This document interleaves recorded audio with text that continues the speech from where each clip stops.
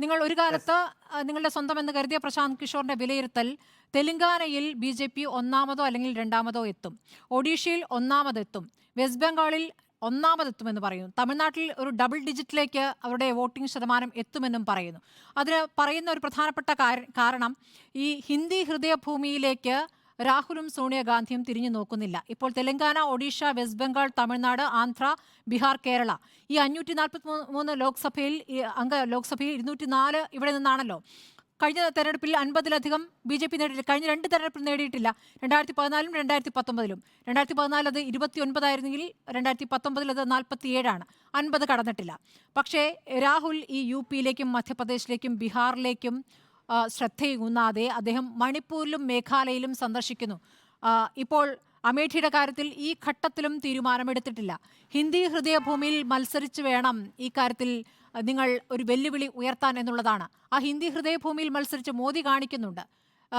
ഗുജറാത്തിൽ മാത്രമല്ല മത്സരിച്ചിട്ടുള്ളത്, ഹിന്ദി ഹൃദയഭൂമിയിൽ നിന്ന് മത്സരിച്ച് കാണിച്ചിട്ടുണ്ട്. അപ്പോൾ അതേ രീതിയിൽ തന്നെ രാഹുലും കാണിച്ചാലേ ഈ തെരഞ്ഞെടുപ്പിൽ ഗുണം ചെയ്യൂ. നിങ്ങൾ ഹിന്ദി ഹൃദയഭൂമിയിൽ നിന്നും പ്രധാനപ്പെട്ട നേതാക്കൾ വിട്ടുനിൽക്കുകയാണോ?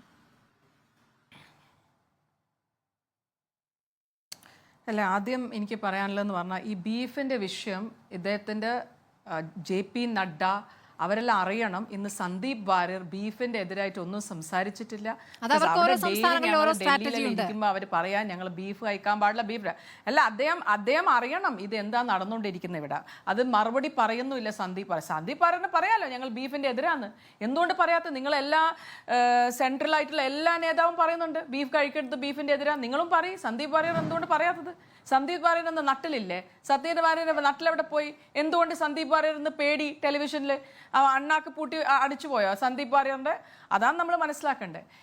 ഈ അവിടെ നോർത്തിൽ നമ്മൾ ഇല്ല, ഉത്തര ഭാരതത്തിൽ എത്ര കൊല്ലങ്ങളായിട്ട് ഞങ്ങൾ UP-യിൽ മത്സരിക്കുന്ന ആൾക്കാരല്ലേ? നരേന്ദ്രമോദി മുമ്പേ ഉണ്ടായിരുന്നോ? ഇല്ല. അപ്പം അവര് ചെയ്യുന്നത് നമ്മൾ ചെയ്യണമെന്ന് അങ്ങനെ ഒരു ഇതുമില്ല. ഞങ്ങൾ എന്താ ചെയ്യുന്നത് പറഞ്ഞാൽ അമേത്തിയുടെ ഞങ്ങൾ രാഹുൽജി പറഞ്ഞിട്ടില്ല രാഹുൽജി മത്സരിക്കുന്നില്ല, അവിടെ ഒന്നും പറഞ്ഞിട്ടില്ല. അവിടെ സമയമുണ്ടല്ലോ നോമിനേഷൻ ഫയൽ. നമുക്ക് എത്ര 19 ഒരു 6-7 ദിവസമുണ്ട്. ഇവരെ മാനിഫെസ്റ്റോ വന്ന എന്തുകൊണ്ട് അതിന്റെ മേലെ ചർച്ചയില്ലാത്തത്? എവിടെ ഇവരെ മാനിഫെസ്റ്റോ?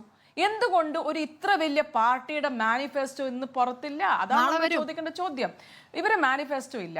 എനിക്ക് ഇന്ന് നാളെ വരുമെന്ന് അത് പറയുന്നവര് നമുക്കറിയില്ല. എന്തുകൊണ്ട് അവര് മാനിഫെസ്റ്റോ 4-5 ദിവസം മുമ്പേ വന്നോ? അവര് ഞങ്ങളോട് പല ചോദ്യങ്ങൾ ചോദിക്കുന്നത്. എനിക്ക് ഇന്ന് ചോദിക്കേണ്ടതെന്ന് പറഞ്ഞാൽ ഞങ്ങൾ ഇതുവരെ പറഞ്ഞിട്ടില്ല പ്രഫുൽ പട്ടേൽ അഴിമതിയിൽ മുങ്ങിയോ ഇല്ലെന്ന്. ഇവര് BJP 2014 മുമ്പേ മൻമോഹൻ സിംഗിനെ തെറിവർന്ന ആൾക്കാര്. എന്തുകൊണ്ട് അവര് പറയാ പ്രഫുൽ പട്ടേൽ ഏവിയേഷൻ സ്കാമിലുണ്ട് എന്ന്? എന്നിട്ട് ഇപ്പൊ എന്തായി? പ്രഫുൽ പട്ടേലിന്റെ കേസ് ആരാ ക്ലോസ് ചെയ്തത്? ഇവരെന്നെ. എന്താ ഇവർ കാണിക്കുന്നത്? നിങ്ങൾ എന്താന്ന് കാണിക്കുന്നത് ഞങ്ങൾക്ക് മനസ്സിലാവുന്നില്ല. നിങ്ങൾ എന്താ ചെയ്യുന്നത്? നിങ്ങൾക്ക് പേടിയില്ലെങ്കിൽ ഞാൻ ഇന്ന് ചോദിക്കുന്നു സന്ദീപ് വാര്യരോട്, എന്തുകൊണ്ട് അരവിന്ദ് കെജ്രിവാളിനെ ജയിലിൽ അയച്ചു? എല്ലാവരും ഇവിടെ ജയിലിൽ അയച്ചു. എന്തുകൊണ്ട് ആം ആദ്മി പാർട്ടി ഇവരെ പ്രചരണം ചെയ്യേണ്ട? ആം ആദ്മി പാർട്ടി ഇതിന്റെ ഒരു മുന്നണിയാ, ഇന്ത്യ മുന്നണിയുടെ ഒരു ഭാഗമാണ്. JMM-ലെ CM-നെ നിങ്ങൾ അയച്ചു, ജയിലിൽ അയച്ചു. എന്തുകൊണ്ട് ജാർഖണ്ഡിൽ അതൊരു വലിയ പാർട്ടിയാണ്, അവിടെ പ്രചരണം ചെയ്യണ്ട? നിങ്ങൾക്ക് പേടിയില്ലെങ്കിൽ നിങ്ങൾ പേടിയില്ലാണ്ട് ചെയ്യണം. നിങ്ങൾ ഇത്ര വികസനം ചെയ്തല്ലോ. നിങ്ങൾ എന്തിനാ മുഖ്യമന്ത്രികളെ ഓരോ സംസ്ഥാനത്തിന് ഇന്ത്യ മുന്നണിയുടെ ഒക്കെ ഉള്ള പാർട്ടികളെ മുഖ്യമന്ത്രിയെ നിങ്ങൾ ജയിലിൽ അയക്കുന്നു? സോറേനെ നിങ്ങൾ ജയിലിൽ അയച്ചു. അതിന്റെ ശേഷം അന്വേഷണമുണ്ട് ആരെ മേലെ? RJD-യുടെ എല്ലാവരുടെ മേലെയും. തേജസ്വിയുടെ മേലെയുണ്ട്, ലാലു പ്രസാദ് യാദവിന്റെ മേലുണ്ട്. അപ്പം ഓരോ പാർട്ടിയിൽ നിങ്ങൾ അവിടുത്തെ ഒരു ഇന്ത്യ മുന്നണിയുടെ ഒരു ഭാഗമാകുമ്പോൾ അവിടെ അന്വേഷണം. നാഷണൽ കോൺഫറൻസിന്റെ അവിടെ അബ്ദുള്ളയുടെ മേലെ അന്വേഷണമുണ്ട്. അപ്പം നിങ്ങൾ പറയാം നിങ്ങൾ ഭയമില്ല, പക്ഷെ നിങ്ങൾ എല്ലായിടത്തും ED-നെ അയച്ചുകൊണ്ടിരിക്കുകയാണ്. എല്ലാ ദിവസവും ED-യുടെ അന്വേഷണം. ഇപ്പൊ DK ശിവകുമാറിന്റെ മേലെ ഇപ്പം വന്നിട്ടുണ്ട് ഒരു അന്വേഷണം. അപ്പൊ നിങ്ങൾക്ക് എന്ത് പേടി? നിങ്ങൾ കാണിക്കൂ, നിങ്ങൾ എന്താ ചെയ്ത്? നിങ്ങൾ ഇപ്പൊ ഒരു കാര്യം ചോദിക്കാം. അദ്ദേഹം പറഞ്ഞു ഞങ്ങൾ എത്ര പേർക്ക് സൗജന്യമായിട്ട് ഭക്ഷണം കൊടുക്കാന്ന്. വെൽഫെയർ സ്കീംസിനെ പറ്റി ഒരു മിനിറ്റ്. വെൽഫെയർ സ്കീംസിനെ പറ്റി നിങ്ങൾ സംസാരിക്കുന്നു. എത്ര എതിരായിരുന്നു നരേന്ദ്രമോദി മൻരേഗന്റെ? നരേന്ദ്രമോദി എന്താ പറയുന്നത്? റേവഡി വെൽഫെയർ സ്കീംസിന് എന്താ പറയുന്നത്? റേവഡിയാണിത്, നമ്മൾ ഫ്രീ ആയിട്ട് കൊടുക്കുന്നത്. അപ്പൊ അദ്ദേഹത്തിന് വേണ്ട സമയത്തിന് അത് റേവഡി അല്ല, അത് വെൽഫെയർ സ്കീമാവും. നിങ്ങൾ എന്തുകൊണ്ട് വെൽഫെയർ സ്കീമിന്റെ മുകളിൽ ഡിപ്പെൻഡന്റ്? ഞങ്ങൾ കൊണ്ടുവന്ന ഫുഡ് സെക്യൂരിറ്റി ആക്ട് 2013 ഞങ്ങൾ കൊണ്ടതാന്ന് മൻരേഗ.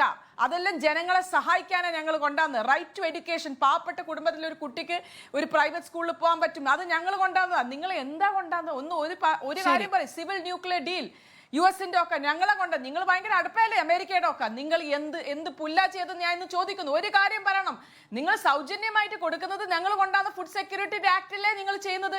നിങ്ങൾ മൻരേഗയുടെ എതിരായിട്ട് സംസാരിച്ചത് ഞങ്ങളല്ല. അതിന് നിങ്ങൾ മൻരേഗയുടെ കുറച്ചിരിക്കുക അവരെ സാലറി. പശ്ചിമ ബംഗാളിലെ മൻരേഗന് വേണ്ടിയിട്ട് ഫണ്ട് റിലീസ് ചെയ്യുന്നില്ല. നിങ്ങൾക്ക് വിജയിക്കാനുള്ള ഫോർമുലയാണ് പ്രശാന്ത് കിഷോർ പറഞ്ഞത്. അതിന് മറുപടി പറയാൻ ക്ഷമ തയ്യാറായിട്ടില്ല. ഈ മണിപ്പൂരിലും മേഘാലയയിലും ഊന്നുന്നു, UP-യിലേക്കും ബീഹാറിലേക്കും മധ്യപ്രദേശിലേക്കും എന്തുകൊണ്ട് നേതാക്കൾ? മറുപടി പറയാം.